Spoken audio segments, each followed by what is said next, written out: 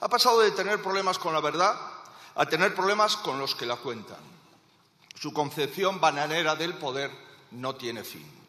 Hace la vista gorda con un huido con la justicia, siguen negándose a reconocer que Venezuela es un régimen dictatorial, aunque haya socialistas decentes que así lo hacen.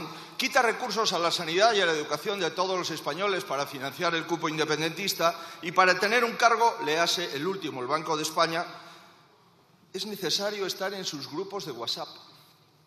En fin, insisto, censura y persecución a quien ose criticarle. No se veía una cosa así desde Franco.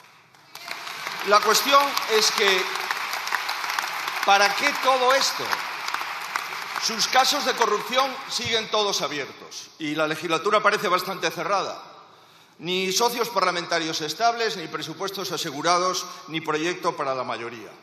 Más allá de los fontaneros de Ferraz, ¿le queda algo a usted más que su proyecto personal? Así de contundente, cargaba Alberto Núñez Feijóo contra el presidente Pedro Sánchez, durante la última sesión de control al gobierno, celebrada en el Congreso de los Diputados. Como era de esperar, las palabras del líder de los populares han causado gran revuelo, y han sido muchas las voces las que han criticado duramente al líder del Partido Popular. Entre las críticas más virales, las redes han vuelto a destacar la del director del diario.es Ignacio Escolar, que preguntado por las declaraciones de Núñez Feijóo, no ha dudado en retratarle de la siguiente manera. Yo creo que hay muchos argumentos para criticar al gobierno. Hemos empezado hablando de la política de vivienda y eso debería ser una prioridad y este gobierno no ha llegado hoy. Pero me parece alucinante la manera en la que enfoca el líder de la oposición su papel, porque en apenas 2 minutos no ha dado más que datos falsos. Primero, dice el Banco de España, no ha sido Escrivá. Hay que recordar que el Banco de España ha subido las previsiones después de que todos los organismos que hacen lo mismo, análisis macroeconómico, hayan hecho lo mismo. Hace escasos días Funcas... está cerrado antes de que llegara eso Escrivá. Además, por supuesto, pero es que el informe que hizo Funcas, que es la patronal de las cajas, que en fin, que es una fundación de que gestiona las cajas y que no tiene ningún tipo de sesgo político y desde luego si lo hay no es progresista, pues también elevó la previsión de crecimiento del INE. Luego dice que el gobierno de España es cómplice de la dictadura de Venezuela. ¿En serio? ¿En serio el gobierno de España, que ha recogido al líder de la oposición como exiliado y ha estado trabajando para que pueda venir a España y pueda salir de allí y deje de correr riesgo su integridad física, es un cómplice de la dictadura de Venezuela? Pues es una realidad paralela, en mi opinión. Y después ha dicho que este es el gobierno más dictador desde Franco por poner en marcha un plan que está aprobado desde abril en el Parlamento Europeo y el cual el PP votó a favor.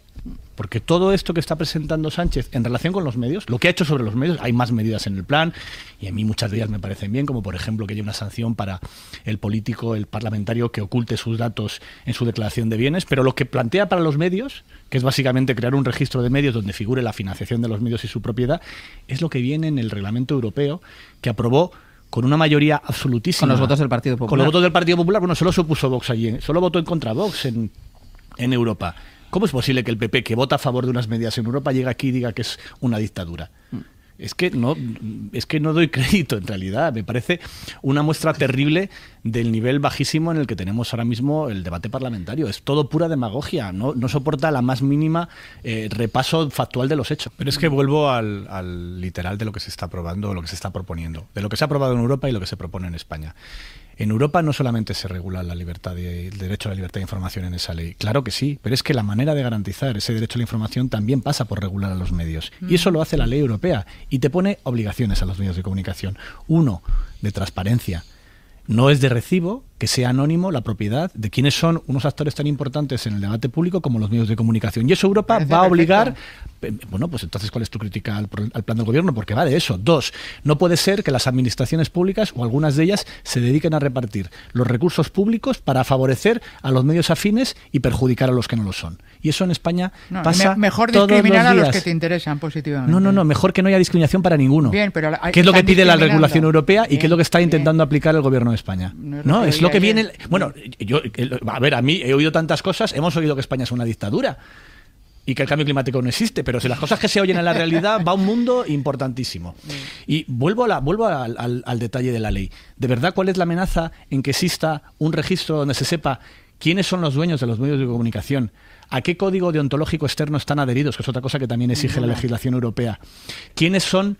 ¿Qué porcentaje de sus ingresos depende del sector público? A mí me parece que lo alucinante es que hayamos llegado en la democracia española hasta el 2024 sin regular cosas tan básicas. Lo alucinante para mí es que sigamos con una ley en vigor que aprobó la dictadura y que está firmada por Francisco Franco para regular a la prensa.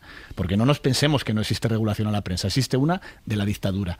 Y creo que en fin, hay un pecado original en este plan, que es que este impulso por la regeneración viene de lo que ocurrió con Pedro Sánchez, el juez Peinado, y ese es el pecado original. Pero es que esta regulación europea que ahora se trae a España y que se intenta ampliar es previa a todo eso. Sí. Y el PP estaba a favor, ¿por qué ahora está en contra? ¿De verdad es un problema que, por ejemplo, los medios en España tengan un tope a la financiación pública de tal manera que no tengamos medios que dependan exclusivamente de una administración, como ocurre en España de manera cotidiana? ¿O es un problema que se tenga que decir quién es el propietario de un medio de comunicación? ¿O es un problema que un medio de comunicación tenga que desvelar cuál es el porcentaje de sus ingresos totales que depende de la publicidad institucional? ¿O es un problema que haya que estar sometido a una autorregulación externa, que es algo que también dice Europa y que va a llegar a España? Espero que llegue. Bueno, es obligatorio que llegue porque este reglamento entra en vigor en el 25. Ese sistema de autorregulación tiene que tener una persona externa, tiene que tener una auditoría externa. En España hay varias ya funcionando, estamos adheridos muchos medios de comunicación ya a ellas y francamente el problema es que en las redes sociales, en los WhatsApps, en las plataformas aparecen portadas de aparentes periódicos que no lo son y que no cumplen con mínimos básicos. ¿Por qué aceptamos que en la salud pública haya que haber una mínima intervención para garantizar que no te van a vender una aspirina que te mata? Y no lo aceptamos de la misma manera en la salud informativa, en el derecho a la información. Si es que ahora mismo para mí el planteamiento es que no plantear que hay que intervenir algo, evidentemente, para mí la premisa es que tiene que estar a prueba de Trump. Es decir, que cuando llegue un siguiente gobierno, sea el que sea, incluso si está con ministro Alvise Pérez, pues que tengamos la garantía de que esa ley no se puede convertir en una fuente de abuso. Pero es que en las medidas que se han presentado hasta ahora, en todas ellas, lo que veo es un avance, no una intervención que ponga en peligro ninguna libertad de expresión, al contrario, la protege.